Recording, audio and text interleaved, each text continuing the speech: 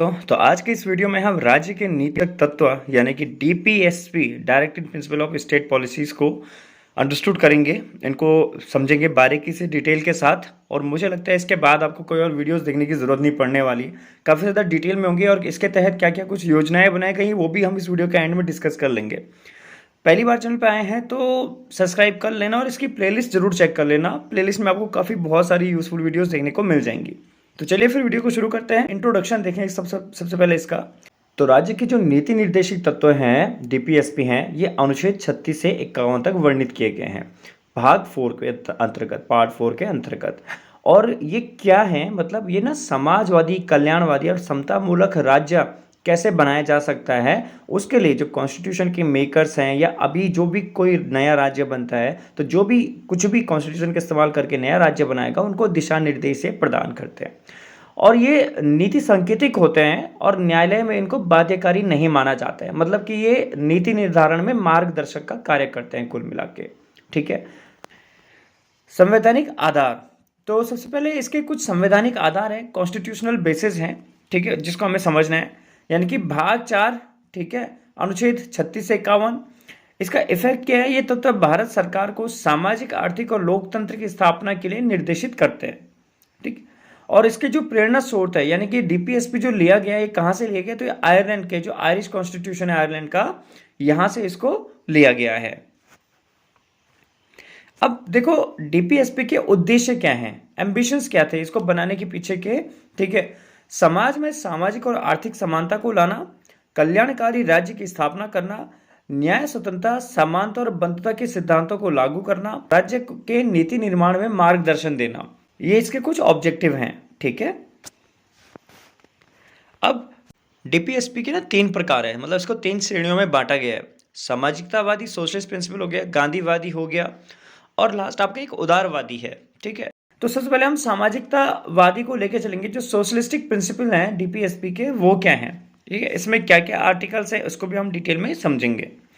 समाज में आर्थिक और सामाजिक न्याय की स्थापना के लिए, ठीक है, सबसे पहले अनुच्छेद आपका 38 आ जाता है, जो राज्य सामाजिक व्यवस्था की उन्नति करेगा जिससे सामाजिक, आर्थिक और राजनीतिक न्याय को सुनिश्चित किया जा सकता है।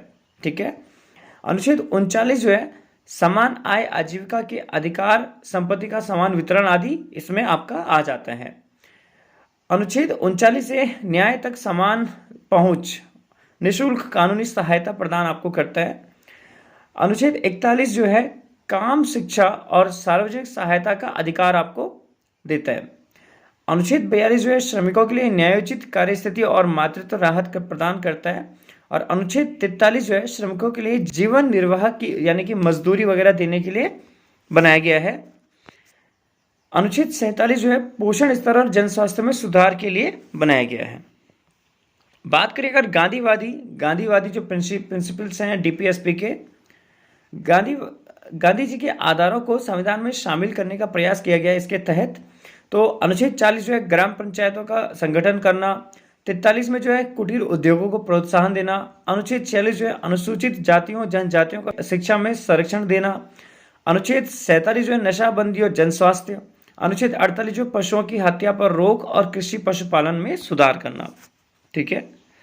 अब बात करते हैं तीसरा, उदारवादी तत्व यानी कि लिबरल इंटेलेक्चुअल प्रिंसिपल्स। ठीक है, LIP। इसके तहत आधुनिक विचारों को बढ़ावा देने वाले तत्व यहाँ पे शामिल किए गए हैं, जैसे कि 44वां अनुच्छेद है समान नागरिक संहिता, यूनिफॉर्म सिविल कोड।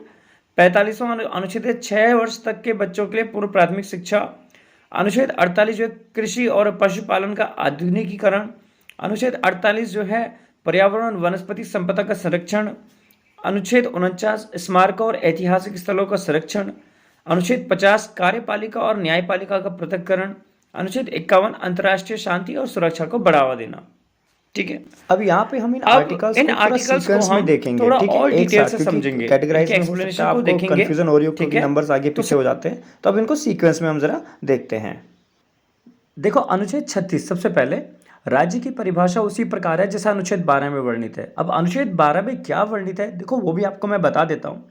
देखो अनुच्छेद 12 जो है ना, ये व्यक्तियों तथा नागरिकों को राज्य के मनमाने व्यवहार के विरुद्ध संरक्षण प्रदान करता है। राज्य का कोई कानून बन गया जो नागरिकों के हित में नहीं है, उनके मूल अधिकारों के खिलाफ है, तो वो सारी चीज़ों में आर्टिकल 12 बहुत ज़्यादा हेल्पफुल हो जाता है। जैसे और इसके अंतर्गत पता है क्या, जैसे भारत सरकार जो है ना, और भारत की जो संसद है, इसमें संघ कार्यपालिका, संघीय विधायिका शामिल होती है, और विधानमंडल होता है। विधानमंडल के अंतर्गत जो है कार्यपालिका, विधान पालिका शामिल हो जाती है, और नगर निगम हो गए, ग्राम पंचायत हो गए, नगर पालिका हो गए, अन्य प्राधिकरण, मतलब सारे के सारे बोर्ड्स वगैरह इसमें शामिल हैं। अगर आपको इस चीज़ को समझना है तो मैं इस पर एक डेडिकेटेड अलग से वीडियो बना दूंगा। वैसे मैं सच बताऊं तो अगर आर्टिकल 12 आपको बताना है तो इस पर 2-3 मिनट की अलग से वीडियो बन सकती है, जो काफ़ी ज़्यादा डिटेल में होगी उसमें, क्योंकि मूल अधिकार भी आपके आ जाते हैं। तो उसको फिर मैं आपको और बेटर तरीके से बता दूंगा। फिलहाल उसको ऐसे समझ लो कि आर्टिकल 12 में जो है व्यक्तियों को और नागरिकों को, मतलब व्यक्ति नागरिक जो भी किसी राज्य के अंतर्गत हैं, तो राज्य सरकार या राज्य गवर्नमेंट जो है उनके कुछ भी, मतलब मनमाने ढंग से उनको कुछ भी प्रताड़ित नहीं कर सकती है, ठीक है ना। उनको मतलब मनमाने व्यवहार से उनकी संरक्षण उनको प्रदान करती है, ठीक है। अनुच्छेद 37 बाध्यता। डीपीएसपी न्यायालय में परिवर्तनीय नहीं है, परंतु यह सरकार के लिए अनिवार्य नीति निर्देश है। अनुच्छेद 38 सामाजिक न्याय को बताता है। राज्य की ऐसी सामाजिक व्यवस्था को बढ़ावा देगा जिसमें सभी को न्याय मिले। सामाजिक और आर्थिक तथा राजनीतिक न्याय यहाँ पे बात की जा रही है। अनुच्छेद 39 जो है नीति सिद्धांत है। राज्य निम्नलिखित बातों को सुनिश्चित करेगा कि नागरिकों को समान आजीविका के अवसर मिलने चाहिए, संसाधनों का समान वितरण होना चाहिए, बच्चों और महिलाओं का संरक्षण होना चाहिए तथा आर्थिक शोषण से मुक्ति मिलनी चाहिए। 39A न्याय तक समान पहुंच होनी चाहिए, गरीबों को मुफ्त कानूनी सहायता यहाँ पे प्रदान होनी चाहिए। अनुच्छेद 40 जो है ग्राम पंचायतें, ग्राम पंचायतों का गठन कर स्थानीय स्वशासन को बढ़ावा देना। अनुच्छेद 41 जो है सामाजिक सहायता, रोजगार, शिक्षा और सहायता प्राप्त करने का अधिकार इसके अंतर्गत आ जाता है। अनुच्छेद 42 कार्य की न्यायोचित स्थिति, श्रमिकों को मानवीय कार्य स्थिति और मातृत्व राहत। अनुच्छेद 43 जीवन निर्वाह मजदूरी, श्रमिकों को न्यूनतम जीवन स्तर की मजदूरी मिलनी चाहिए। अनुच्छेद 44 जो है समान नागरिक संहिता, सभी धर्मों के लिए समान नागरिक कानून यहाँ पे होने चाहिए। अनुच्छेद 45 प्रारंभिक शिक्षा, 6 वर्ष तक के बच्चों को निःशुल्क पूर्व प्राथमिक शिक्षा यहाँ पे प्रदान की जाएगी। अनुच्छेद 46 जो है अनुसूचित जाति और जनजाति का संरक्षण, शैक्षणिक और आर्थिक हितों का संरक्षण।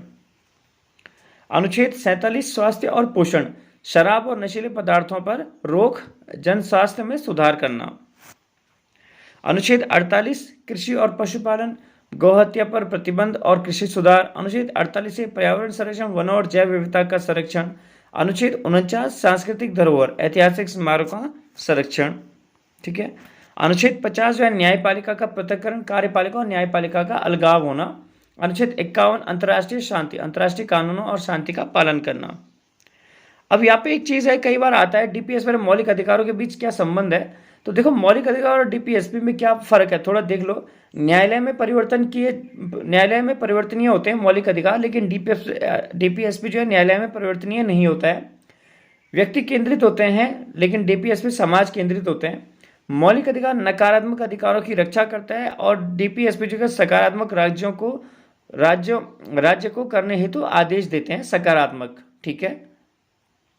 मौलिक अधिकार तुरंत लागू होते हैं, लेकिन डीपीएसपी समय अनुसार लागू किए जाते हैं। जो संविधान का उद्देश्य है वो मतलब इन दोनों को मिलाकर ही पूर्ण होता है। डीपीएसपी पर आधारित कुछ महत्वपूर्ण योजनाएं भी हैं, ठीक है। जैसे मनरेगा अनुच्छेद 41 के तहत बनी थी। राइट टू एजुकेशन आरटी अनुच्छेद 45, राष्ट्रीय खाद्य सुरक्षा अधिनियम अनुच्छेद 47, वन संरक्षण अधिनियम अनुच्छेद 48A, ठीक है। तो इसके जो की पॉइंट्स हैं इसको भी देख लीजिए, जो इंपॉर्टेंट है, बहुत ज़्यादा आपको याद रखना है। डीपीएसपी न्यायालय में लागू नहीं किए जा सकते हैं, लेकिन सरकार के लिए अनिवार्य मार्गदर्शन है। भाग 4A में नागरिक कर्तव्य फंडामेंटल ड्यूटीज हैं, जबकि भाग 4 में नीति निर्देशक तत्व शामिल हैं। डीपीएसपी का आधार आयरलैंड का संविधान है, ठीक है। कोई चीज़ समझना है तो कमेंट करके आप पूछ सकते हैं। धन्यवाद।